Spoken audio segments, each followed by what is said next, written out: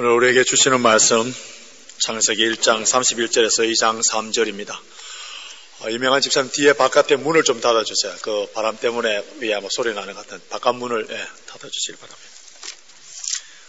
창세기 1장 31절에서 2장 3절.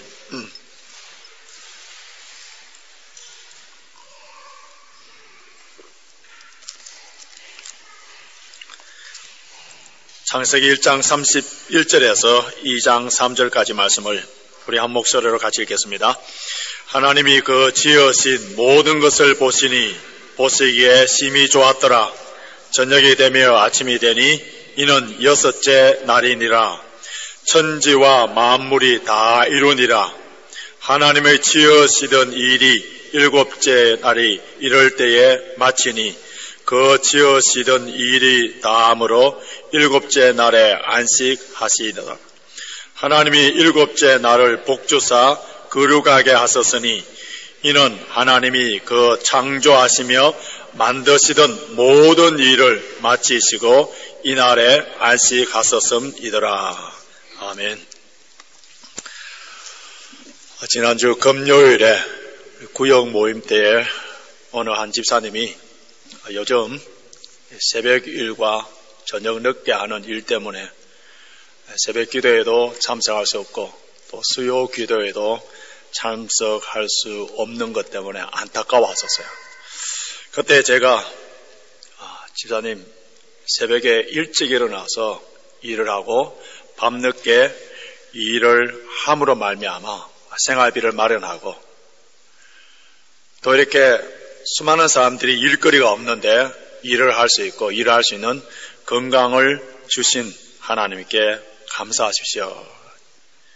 이 새벽 기도회나 수요 기도회에 나오지는 못한다 하더라도 그 삶의 현장터 가운데서 기도하고 또 찬송하며 모든 일을 사람에게 대하듯이 대하지 아니하고 주께 대하면서 일하는 그것이 바로 주님과 교제하는 것이고 그것이 하나님께 영광을 돌리는 것이며 그것이 바로 생활 속에 예배가 될 수 있습니다. 그렇게 말씀을 드렸습니다.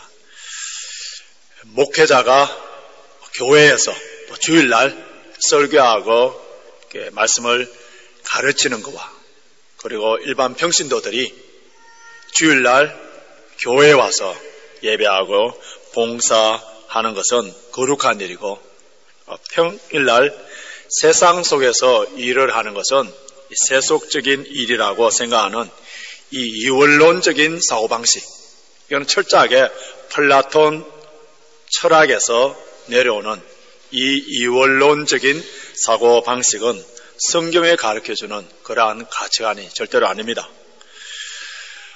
아마 여러분 가운데 어메이징 그레이스라는 영화를 보신 분들이 많을 건데요.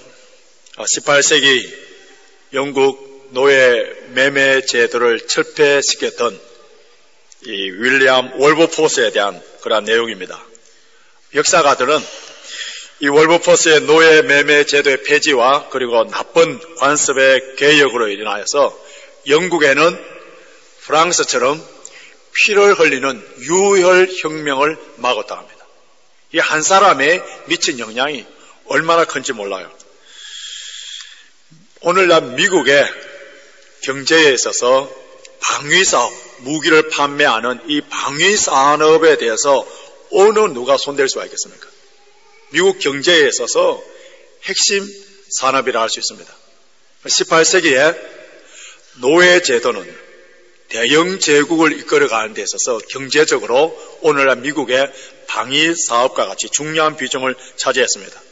막강한 상인들, 그리고 해군 넬슨 제독과 같은 식민지의 기독교 세력들, 왕족들, 심지어 그 당시에 교회마저 노예제도에 대해서 침묵하고 있는 그때에 그리고 그 노예제도를 말미암아 기독교 세력들이 많은 혜택을 누리고 있었어요.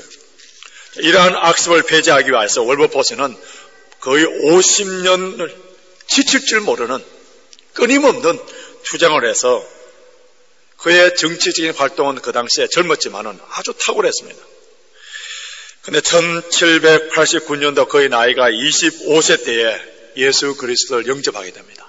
예수 그리스도를 영접한 후에 그 뜨거운 심령, 주님께 온 몸을 다 바쳐서 헌신하고 싶은 그런 불타는 심정 때문에 목회자가 되으려고 할 때에, 그때에 한 사람이 그 일을 말렸어요. 왜냐하면은 그 당시에나 지금이나 수많은 사람들의 생각하는 것처럼 월버포스는 영적인 일이 세속적인 일보다도 훨씬 더 중요하고 훨씬 더 월등한 줄 이렇게 생각했습니다.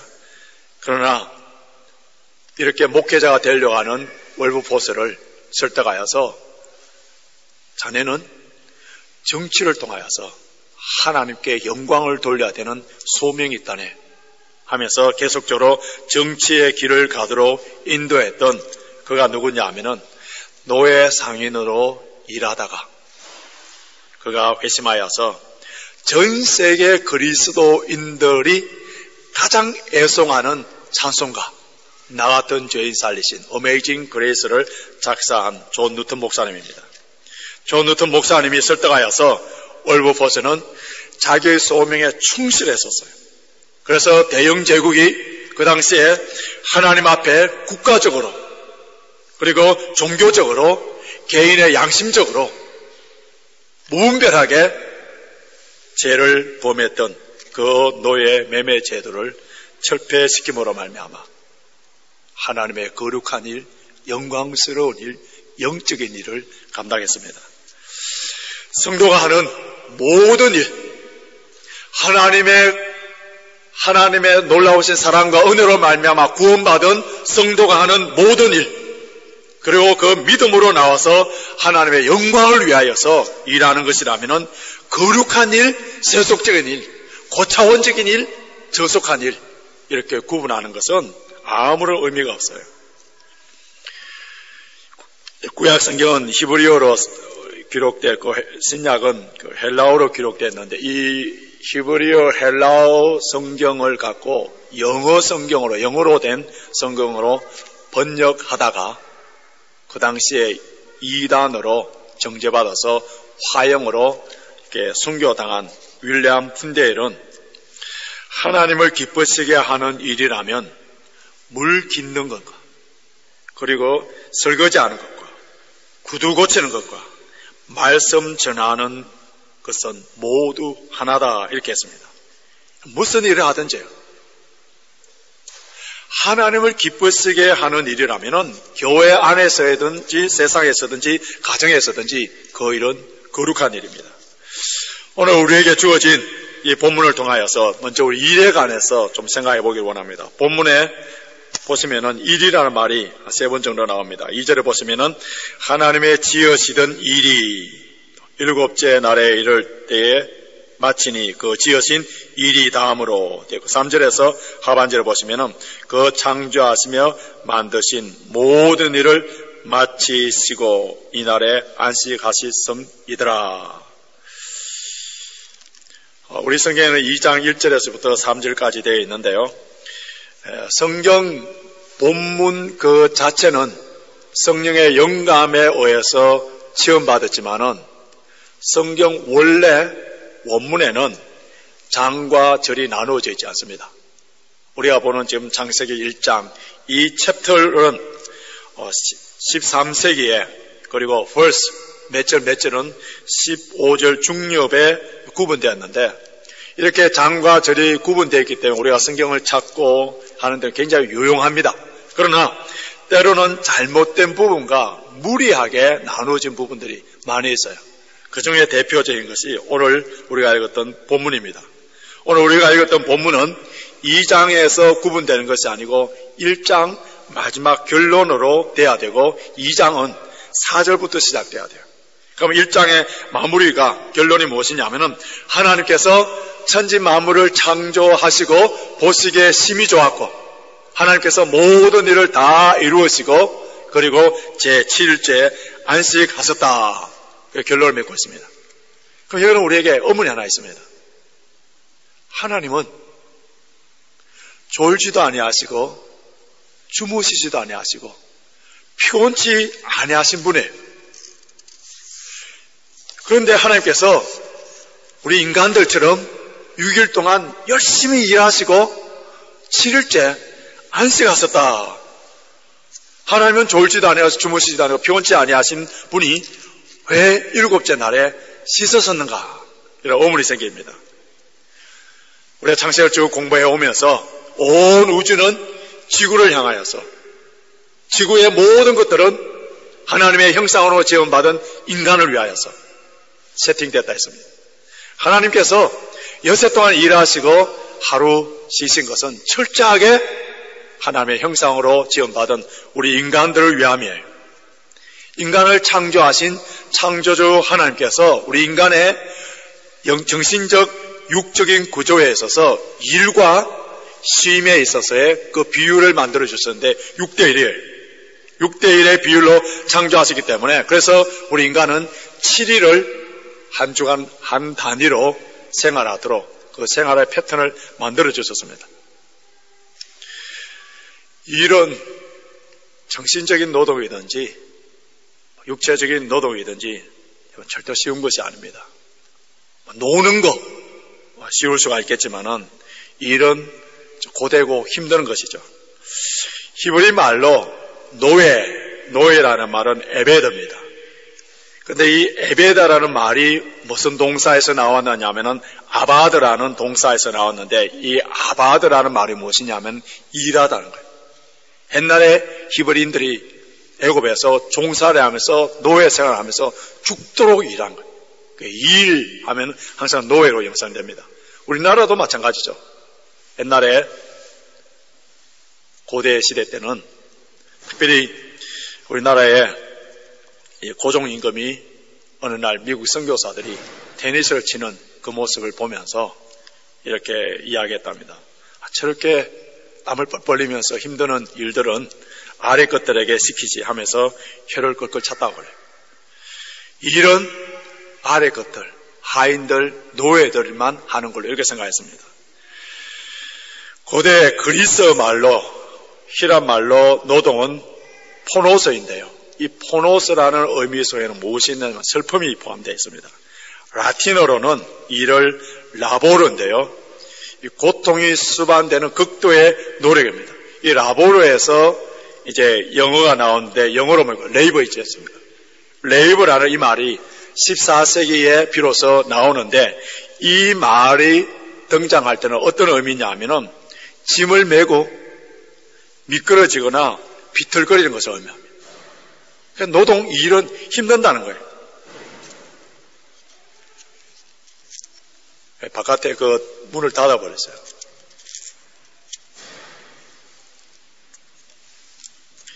노동을 의미하는 불어가 뭔지 아세요? 혹시 불어 공부하신 분? 트라이바인데요. 이것은 라틴어 트리팔리움에서 나왔는데 트리팔리움이라는 말은 로마 시대 때에 사람들을 고문하기 위해서 막대기 3개를 묶어서 사람들을 고문할 때 사용된 그 말입니다. 그렇다면은 이 말은 슬픔과 고통이 났다. 이 말에서 트래블, 우리가 지금 휴가를 맡아서 여행을 떠나는 트래블 이 말이 나오는데 사실 지금은 여가 선정을 위해서 여행 갑니다만 옛날에는 이 여행이 힘든 일이었어요. 우리나라 말에 이런 말이 있지 않습니까? 집 나가면 뭐라고요? 집 나가면 고생이라는 말이죠. 그 앞에 뭐 한 단어가 있는데 그거는 안 붙일랍니다. 집 나가면 고생. 노동, 일. 이것을 전 세계에 나오는 언어들을 이렇게 분석해 보면은 그 안에는 고통이, 힘드는 것, 슬픔, 고생 이런 의미들이 다 포함되어 있어요. 그러면 이 고생, 슬픔, 고통, 힘드는 것 왜 우리가 해야 됩니까? 이유를 크게 한 3가지를 찾아볼 수 있는데요. 첫째는 솔직한 대답으로, 정직한 대답으로 먹고 살기 때문입니다. 이 대답에 누구든지 자유로울 사람이 있습니까? 월급을 안 주는데 일할 수 있는 사람이 있어요? 한국에 직장 생활하는 남편들, 아버지들 이런 사람들의 앙케이트 조사했더니 하루에도 몇 차례 사표를 내던지고 돌아오고 싶은 마음들이 몇 차례 있다. 근데 왜 자기 마음대로 사표를 던지지 아니하고 그 서러움과 분노를 사귀면서 일을 해야 되느냐 하면은 처자식 때문에. 자기가 혼자만 홈레스 돼서 떠돌아 다닐 수는 있지만은, 그러나 자기 때문에 자식들의, 가족들의 생계가 있기 때문에 그것을 책임져야 되기 때문에 어쩔 수 없이 일하는 사람들이 있다고 합니다. 두 번째로 왜 일을 하냐면 자기 실현에 나셨는데요. 일을 통해서 내 존재 가치를 알게 되고, 그리고 나도 설모 있는 사람이구나, 설모 있는 사람, 무의도시 가는 사람이 아니구나, 불안당이 아니구나 하는 것을 느끼게 된답니다. 요즘 우리 한국 청년들 20대, 30대를 뭐라고 표현하면 3포 세대라고 합니다. 3포 세대. 한때는 20대, 30대를 뭐라고 했냐면 88세대라 했었어요. 88이 무슨 의미인지 아세요? 비정규직에 들어가면은 월급이 88만 원.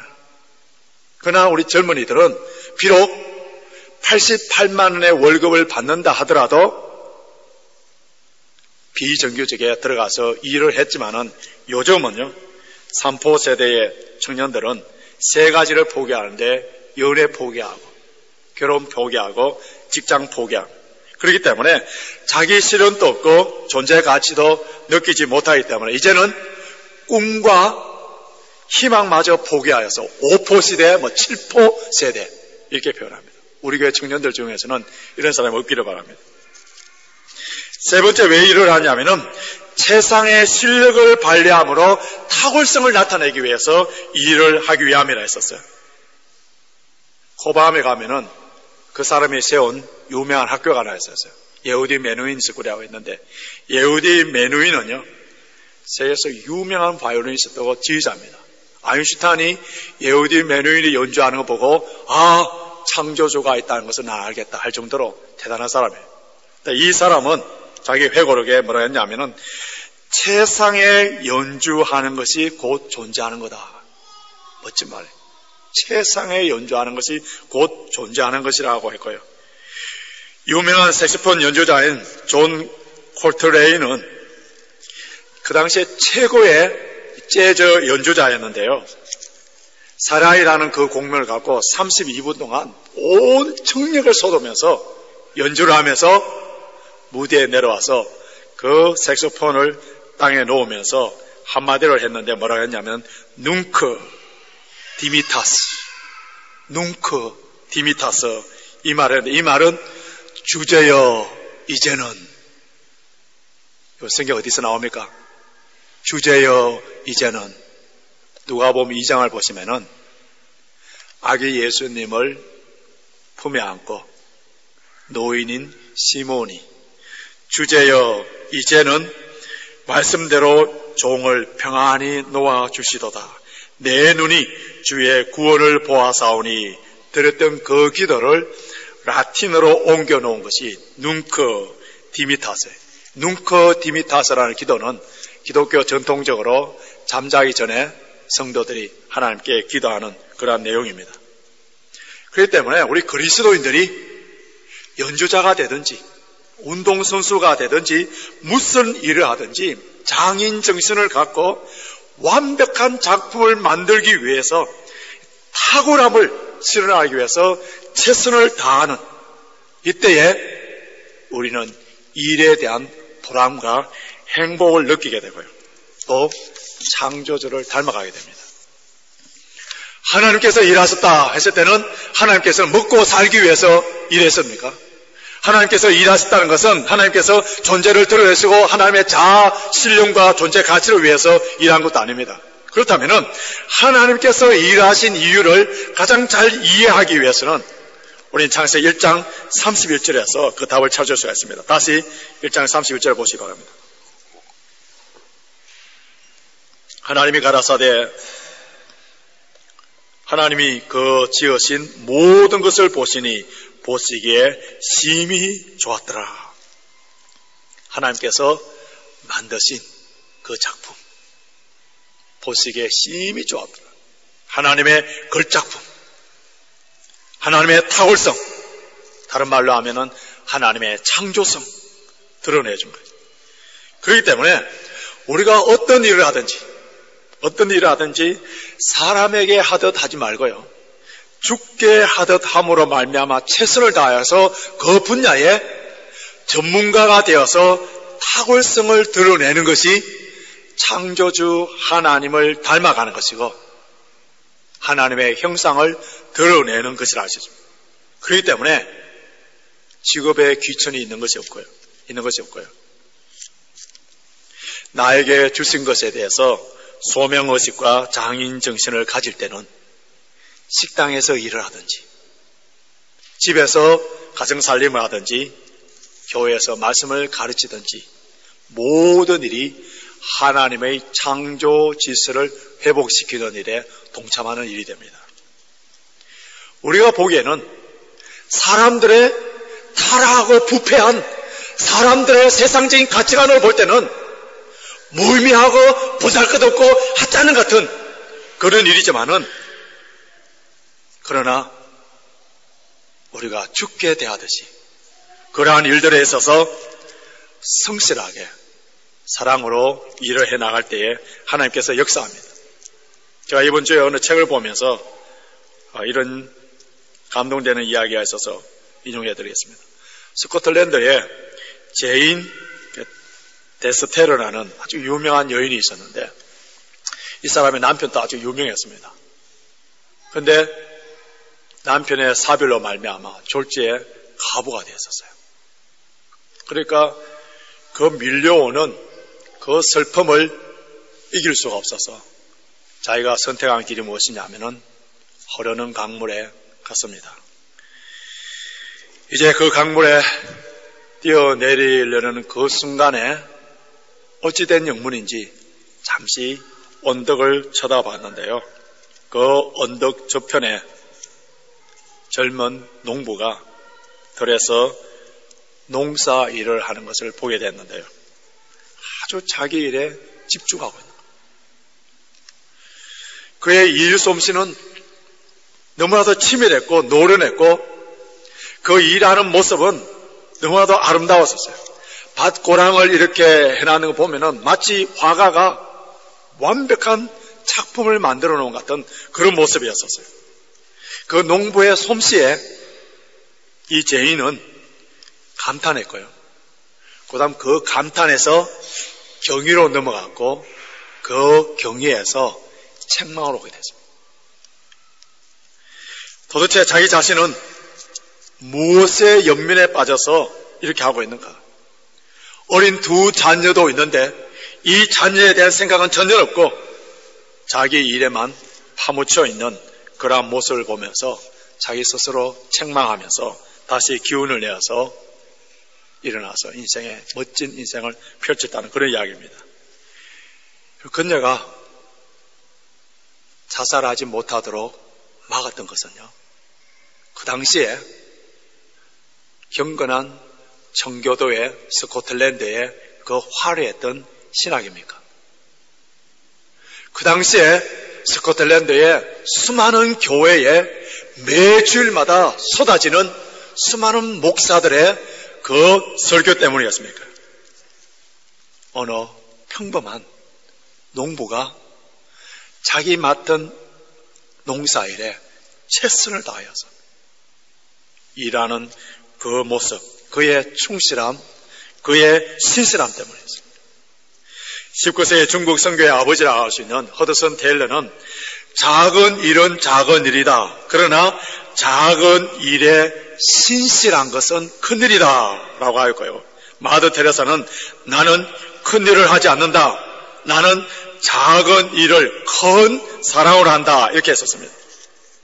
작은 일, 보잘것없는 일, 그저 일상적인 일, 이런 일이라도 성실하게 큰 사랑으로 일을 할 때는 하나님 보시기에는 큰일이에요. 그리고 성령께서 역사하실 때는 큰 영향력을 끼치는 그런 일이 됩니다. 그렇기 때문에 우리 그리스도인들에게 있어서는 너무 힘든 일도 없고요, 너무 평범한 일도 없습니다. 하나님을 위하는 일이라면 하지 못할 정도로 단조로운 일도 없다는 겁니다. 그러면 일이 이렇게 중요하다면은 일만큼 중요한 것이 하나 있는데 그것이 무엇이냐면 안식이에요. 창세기에 오늘 본문에서 안식이라는 말이 처음 나왔고요. 그런데 안식일, 안식 말고 안식일 하는 그 말이 최초로 등장된 곳이 창세기가 아니고요. 출애굽기 16장 23절에. 그래서 출애굽기 20장에 가면은 10계명 속에 네 번째 계명으로 안식일을 거룩하게 지키라 이렇게 하나의 명령이 나옵니다. 자, 안식일이라는 말이 처음 나오는 출애굽기 16장을 통하여서 이 안식일의 깊은 의미가 무엇인가를 우리 발견할 수 있는데요. 그때의 상황이 어떤 상황이냐면은 이스라엘 백성들이 신광야에서 이제 드디어 만나를 거두게 됩니다. 하나님께서는 만나를 거둘 때 이스라엘 백성들에게 몇 가지 규칙을 주셨어요. 아침 일찍 나가서 거둬야 되고, 그리고 6째 되는 날은 또 갑절을 거둬야 된다 이렇게 했습니다. 그리고 7일째 되는 날 안식일 날은 들에 나가지도 말고 거두지 말라고 했습니다. 누구의 명령이에요? 천지 만물을 창조하시고 만나를 내리시는 하나님의 명령이었어요. 그런데 하나님의 말씀을 아주 우습게 여기고요. 아랑곳하지 아니하고 7일째 안식일 날에도 만나를 거두러 들녘에 갔던 사람들은 하나도 거두지 못하고 그냥 돌아왔고, 하나님께서는 모세를 통하여 그 사람들에게 책망을 했습니다.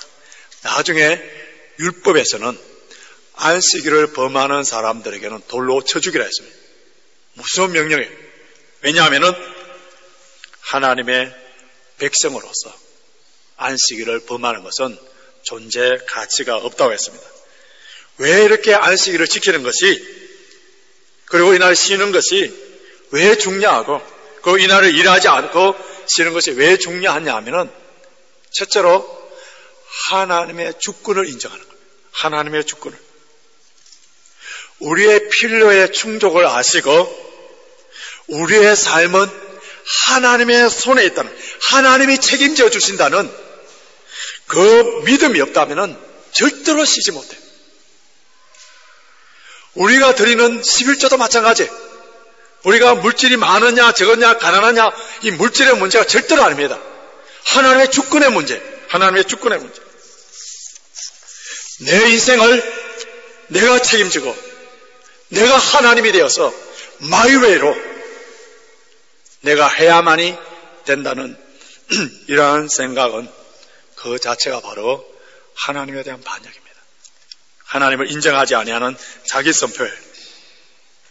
시편 127편 1절과 2절을 보시면 여호와께서 집을 세우지 아니하시면 세우는 자의 수고가 헛되며 여호와께서 성을 지키지 아니하시면 파수꾼이 깨어 있음이 헛되도다. 너희가 일찍이 일어나고 늦게 누우며 수고의 떡을 먹음이 헛되도다. 그러므로 여호와께서 그 사랑하시는 자에게 잠을 주시는도다.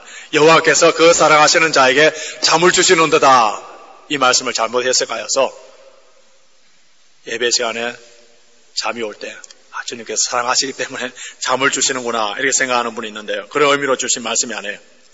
1절 2절 문맥을 보시면은 여호와께서 함께 해주시지 않는다면은 아무리 새벽 일찍 일어나고 아무리 밤늦게 피땀을 흘려서 일을 한다 하더라도 하나도 거둘 수 없고요. 그러나 여호와께서 함께 해주신다면은 사람이 자는 동안에도, 잠을 자는 동안에도 지켜주시고 필요한 것들을 채워주신다는 말이에요. 이 말씀은 우리가 하나님의 말씀에 순종하여서 안식일을 지키고 쉬고 안식할 때 하나님이 채워주신다는 거예요. 그렇기 때문에 하나님을 신뢰하는 이 안식의 문제는 우리 11조의 문제도 마찬가지예요. 하나님의 주권을 인정하느냐 하지 않느냐의 문제예요. 안식일을 주신 것은요, 하나님께서 인간을 너무나 잘 아시고 우리의 육신과 정신적인 것에 그 균형을 잘 아시고 사랑하시고 축복해 주신 사랑의 표시, 우리가 분명히 아셔야 되는 것은 우리가 성경을 보시면은 수많은 명령이 있습니다. 수많은 하나님의 약속들이 있어요.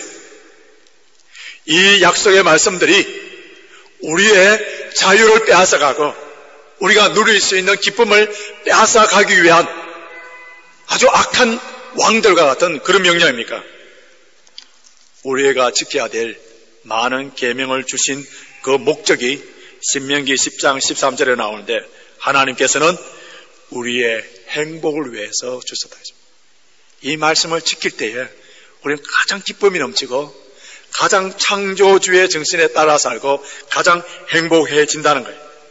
자, 이러한 궁극적인 하나님의 뜻과 사랑을 알 때에, 그때에 하나님께서 주신 말씀, 명령, 이것은 우리의 사랑의 표현이라는 것을 알 수가 있습니다. 그러면은 우리가 어떻게 안식을 해야 가장 좋은 안식이 될 수 있겠습니까? 구약의 안식일은 금요일 저녁에서부터 시작해서 토요일 저녁까지 안식일입니다. 그런데 안식일의 주인이신 우리 예수님께서 십자가에 죽으시고 부활하신 날, 주님이 부활하신 날, 안식 후 첫날, 그래서 모든 그리스도인들은 주님의 날, 주님 부활하신 날, 이 날을 지킵니다. 그러나 구약의 안식일 그 정신은 주일에도 그대로 이렇게 살아 있습니다. 우리가 주일을 구별하여서 거룩하게 지켜야 되는데, 이날에 참된 안식을 누려야 되는 날이에요. 그럼 이날 안식을 누리기 위해서 우리가 아무것도 하지 아니하고 그냥 노는 것이 안식을 지키는 겁니까? 우리 예수님께서는 수고하고 무거운 짐진 자들아 다 내게로 오라. 내가 너희를 쉬게 하리라. 내가 너희를 쉬게 하리라. 안식을 주리라. 누구의 말씀이에요? 천지 만물을 창조하신 예수님께서 내게로 오라. 내게로 오라 했었어요. 그래서 어떤 분이 한자를 통하여서 이 쉼을 멋지게 표현했습니다. 쉼이라는 말은 쉼이라는 말은 우리 순수한 한글인데, 그 안식, 휴, 한자를 휴라고 있습니다. 이 휴에 때문에 휴식, 휴가가 있지 않습니까? 그런데 휴라는 한자를 보시면은 인간 변에다가 나무 목자가 합쳐져 있습니다. 그러니까 참된 쉼은 여름에 햇빛이 내리쬐이는 곳에 그늘 밑에 들어가 있는 것을 쉼이라는 그런 표현이에요. 그런데 나무 목자를 보시면은 참 재밌습니다. 나무 목자는 십자가에 사람이 달려있는 모습이에요. 이 사실을 알았던 이 크레페인이라는 작사자가 뭐라고 노래를 지었느냐 하면은, 십자가 그늘 밑에 나아시기 원하네. 이 광야 같은 세상에 늘 방황할 때에 주 십자가의 그늘에 나아실 곳 찾았네. 주님께 나오는 것, 주님의 십자가 밑에 나가는 것, 예배를 통하여서 예수님을 만나고 예수님과 교제하는 것이 가장 좋은 안식이다. 주일 예배를 통하여서 영적인 재충전을 받다. 그렇기 때문에 주일 예배를 자주 빠지는 분들은 영육 안에 피곤할 수가 없습니다. 이제 말씀을 맺겠습니다. 우리가 일을 할 때 그 일이 우리의 생각에는 큰 일이든 작은 일이든, 우리의 생각할 때는 세속적인 일이든 영적인 일이든 우리의 구분은 별 중요하지 않아요. 어떤 일을 하든지 죽게 대하듯이 열심히 하고, 비록 작은 일이든 큰 일이든 큰 성실과 큰 사랑으로 하고 탁월함을 보여줘. 또 안식에 있어서는 하나님을 신뢰하여서 우리의 삶의 모든 영역을 하나님께 맡기고 믿음으로 안식하고 예수 그리스도의 십자가 그늘 아래서 예수님을 만나고 예수님과 교제하고 그 십자가의 사랑으로 성령으로 말미암아 채워질 때에 참된 안식을 누리게 됩니다. 이러한 삶에는 영육간에 피곤하지 않아요. 이러한 삶에는 날마다 새롭고 날마다 성령 충만한 삶이 됩니다. 우리 모든 성도들이 이러한 영육간에 피곤치 아니하고 날마다 새롭고 날마다 성령 충만한, 날마다 생명력이 넘치는 삶이 되시길 주님의 이름으로 축원합니다. 우리 다 같이 일어나서서 찬송가 56장 가사를 생각하시면서 함께 찬양하시겠습니다. 56장 지난 일의 동안에